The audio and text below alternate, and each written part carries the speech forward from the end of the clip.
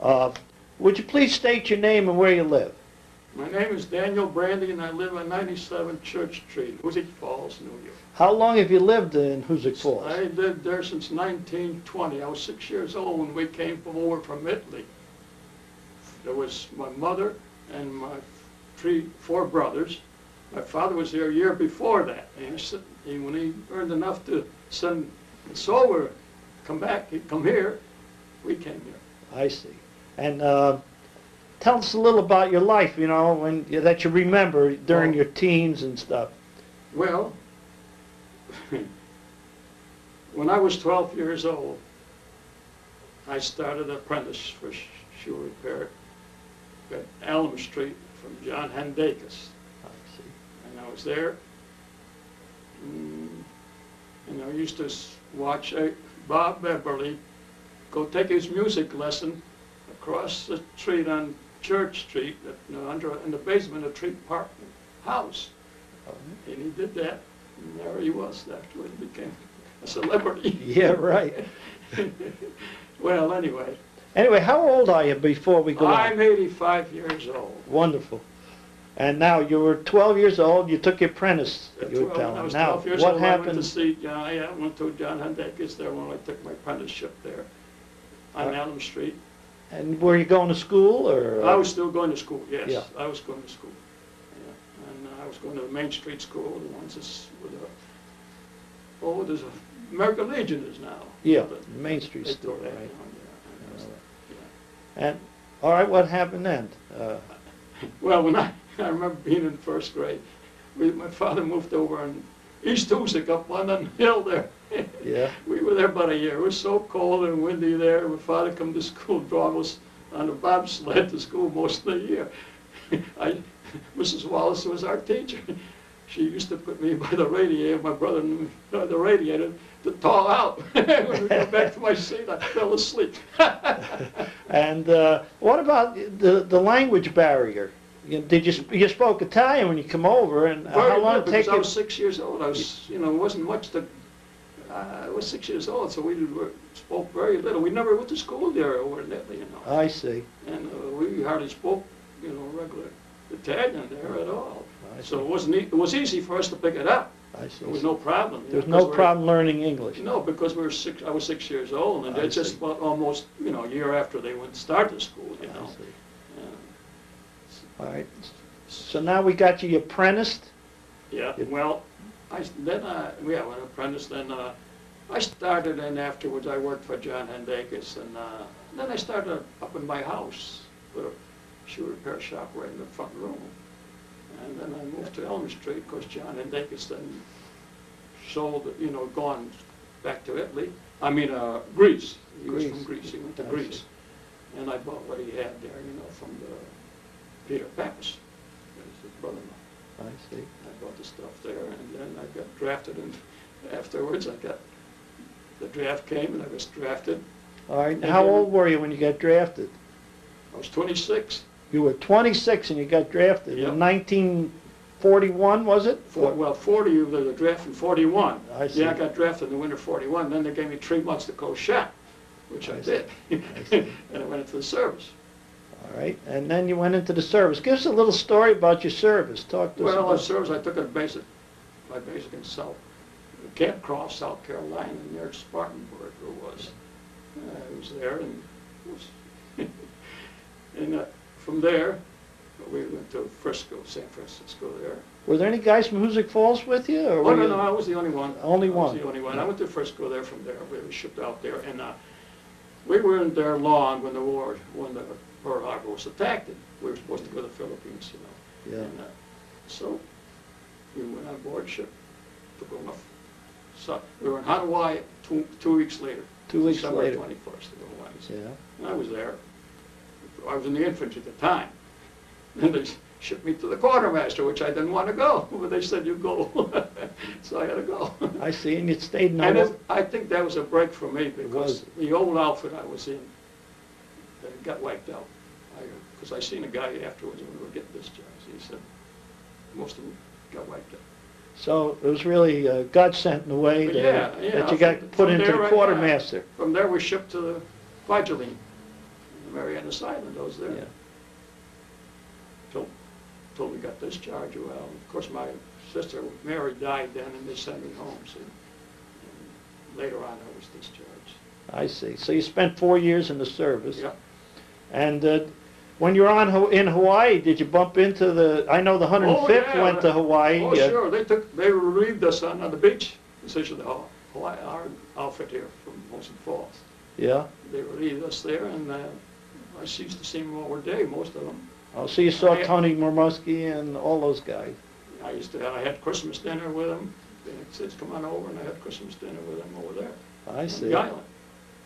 And it was a beautiful place, that island, before this happened, you know. Yeah. You know, and it ain't the same now. I've never been back, but they tell me it's commercialized like any other It is. city It's in the United States. I was there twice, and I can tell you it's really commercial. At that time, it was beautiful. Yeah. And it was different, you know. Sure. And all right, so then you got discharged from the service, and you came back to Hoosick Falls. Yeah, and I opened up my shop where the liquor store is now. I was there, stayed there for 5 years. Then I moved up to my other place where I just retired there from there, you know, that's beauty parlors there now. Yeah, right. I remember. Yeah, the beauty parlors there then. Okay. And can you tell us a little about what you remember when you were younger, what hotels and stuff of what Hoosick Falls looked like? Oh, well, when I was in the Elm Street there was, where the Blue Flame is now, there was street businesses there. The Herd's Livery Stable was there. There was Pat Hennessy had a sporting goods store, newsroom, and on just the side of it was a barbershop, Marshall's Barbershop there. And then this is where the Hendakis' building was, where the house is now. I see. There's a house between the Capanas and the Blue Flame. That's where he had his business. That's where I was. See, and then up on the corner was a restaurant, or what was on the corner? Up towards the depot. Toward the railroad track. Yeah, towards the railroad track. Yeah, well, there outside next to the livery stable was the Burke's Meat Market. I see. And next to it, above that, I can't quite remember who was there, but later on, Jack Weller had put a restaurant there, because he moved from John Street. That's where he first started. People think they started in Elm Street, but he moved off of John. He went down on John Street because he lived there once. And was the American House there? Oh yes, the American House was there, and who ran the American House then? there were Muskies. The Muskies ran it then too. Oh yes, yeah. I see. And Jack Eberly had a place across the track from the American House, and he had a bar room there. And there was a barber shop, McDonough's Barber Shop, facing the railroad track. I see. And they had a barn there, and the fighters used to train. The boxers come there. They would train there. Who's local boxer would train there. I remember that. And in the World Series, he'd have a big blackboard there. We used to sit across the street and watch it, listen to the game. Because radios, you know, at that time, there was nothing, frankly. Yeah. Very few had anything there.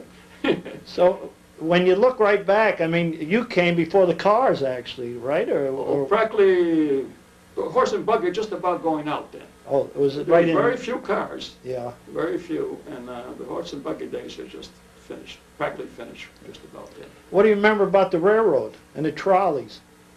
Just about the trolley, just barely remember. They used to have that barn up here on Main Street there. Yeah, That's right, where- with Bacteria. Yeah, and then there was another place down below here, down the barn on the left there, where they had a blacksmith shop, and they worked on old carriages and stuff like that. I see. Yeah. Of course, we moved to John, we also lived there by the specialty end. From the farm, we came down to the specialty, and then from there we went down to John Street. Right, it was behind, they got a bar room there now, behind there and back. Yeah. I remember the Pat Bear that Charlie Lacey, the taxi, had there one time. Oh, yeah? Yeah. My brother and I were kids, we were on the brook there fishing, and the bear got loose. And he went in the backyard, see, and Bassaro thought that was his kid he had down on the ground, the bear did. So he ran out with a revolver, you know, he's going to shoot the bear, but he fell and broke his ankle or leg. the bear came running down where we were. We heard the commotion. We got up, looked and seen the bear running around the house. We ran on the porch. As we got there, the people inside pulled us in, and the bear ran around the porch, and they cornered her in the back chicken coop, and they picked it to death. I see. How many brothers and sisters did you have? I had 4 brothers and 1 sister. Were they in the service, your brothers, or? All but 1. Yeah, 4 of us was in.